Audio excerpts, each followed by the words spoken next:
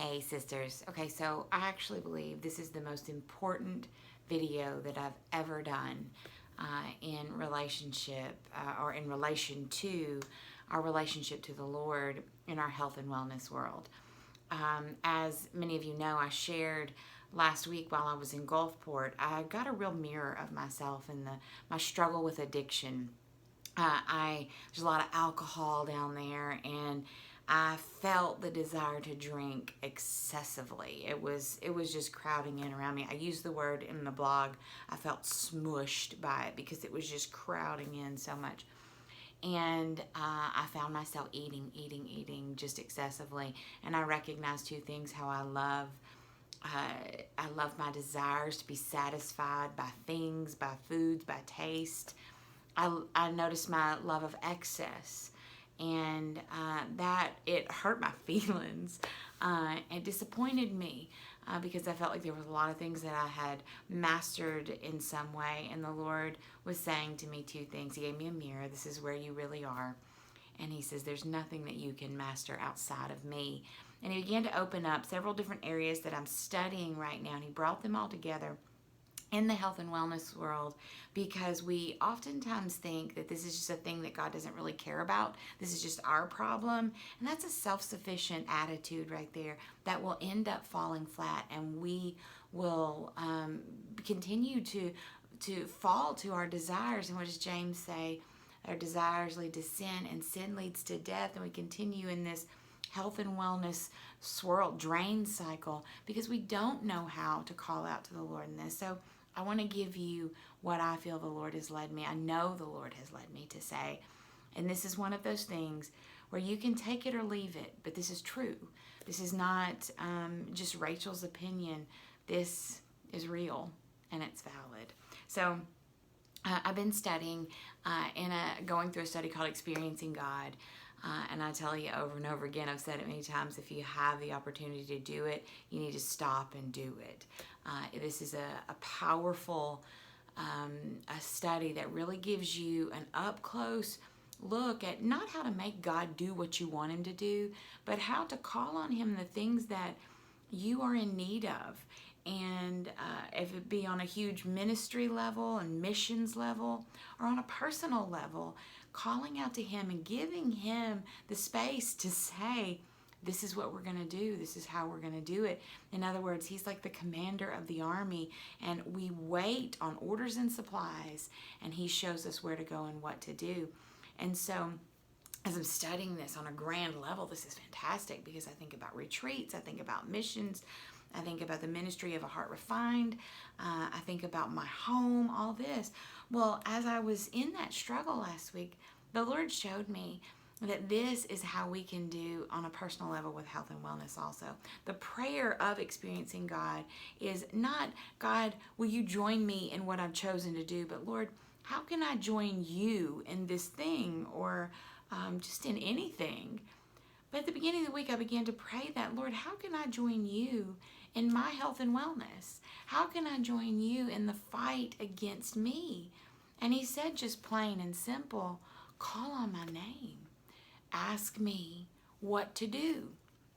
So as I read through several other things, I'm not gonna be able to quote exactly what I may, when I'm pulling it from, but there were several thoughts that came from all that I'm reading. One, gentle and lowly. He says, I don't believe that we realize how low the Lord delights to go. So a lot of the times we don't call on him when we're in such a struggle is because we think that the Lord doesn't want to join us in that pit. And I can tell you, in that time last week, I felt like the same trash that I felt like a long time ago. I felt like a hypocrite. I felt like a liar. I felt like, in that smushed feeling, I felt dirty. But he wanted to join me there, and as soon as I called on him, he gave me exact steps and what to do. And this is a part of the language of Experiencing God also. Let's look at what the Lord does for people like Noah. He gave him exact dimensions and materials to build the ark. We see the same thing with the building of the mercy seat and the tabernacle. We see some direct instructions in the book of Ruth. We see the exact instructions with Mary and Joseph and so on throughout Scripture. We see exact instructions. So why do we think that God would not give those to us? And there's another thing in a book called Absolute Surrender by Andrew Murray that says if we move into surrender, God accepts that surrender. If it's true surrender, He accepts that surrender. And then He also bonds Himself, obligates Himself to the maintenance of that surrender. In other words, if you say, God, I need your help in my health and wellness, in taking care of my body, in not eating so much, in losing weight, I need your help. He's saying to you, I am here and I am available, taking care of all the things. You must simply not only wait, but listen. Sometimes we're too busy to be able to listen. And the fact is that the Lord is saying, draw near to me and I draw near to you. He is saying, seek me with all of your heart and you will find me. So myself this week, I said, okay, this is the way I'm going to do this. I'm going to listen to you. And I realized this is exactly what was happening during the real heart of my weight loss back in 2015 and 16. I couldn't have articulated it this way, but the Lord has put words to what was happening then. He maintained my surrender, and He was saying to me things like, that's enough. 2 more bites. Only have a cup of that. Follow the servings. You know you're full. Or it's time to eat. Enjoy your food. Eat in moderation. There's these instructions that He's given me along the way. And I'll tell y'all, my cravings have not necessarily stopped. But because I want to honor the Lord in everything that I eat, everything that I drink, everything that I do it for the glory of the Lord, I listen. I heard, I believe it was A.W. Tozer who said, or maybe no, excuse me, this is Henry Blackaby in Experiencing God that said, if there's an area of your life where the Lord has asked you to obey or given you instruction and you say no, then you show that He is not actually the Lord of your life. And that, talk about hurting my feelings. I was like, whoa. Because we recognize that anything that does not honor God and that does not sync with His will, plan, nature, His character is actually, the definition of that is evil wickedness. I don't want to be a part of that. I want to make sure that I'm standing in surrender to Him. And this is the beautiful thing about our God, though, that even though we move into evil wickedness in our selfish state, He is faithful to be patient. And I don't know if we understand, again, how low He delights to go. When He is disappointed in what we've done, He doesn't turn like we do. His response is not the same as ours. It actually means that He leans into you in your sin, not separate from your sin, but during your sin. He is faithful to you. So here, I've got, I know we're already at 8 minutes here, 8.5 minutes, but please hang on and listen to the rest of this, because if you're wanting to feel freedom from the bondage of overeating, from the bondage of excess, from the bondage of cravings, you have what it takes, and His name is Jesus. And so listen to these encouragements, because this is going to be life-changing for you if you truly follow this way.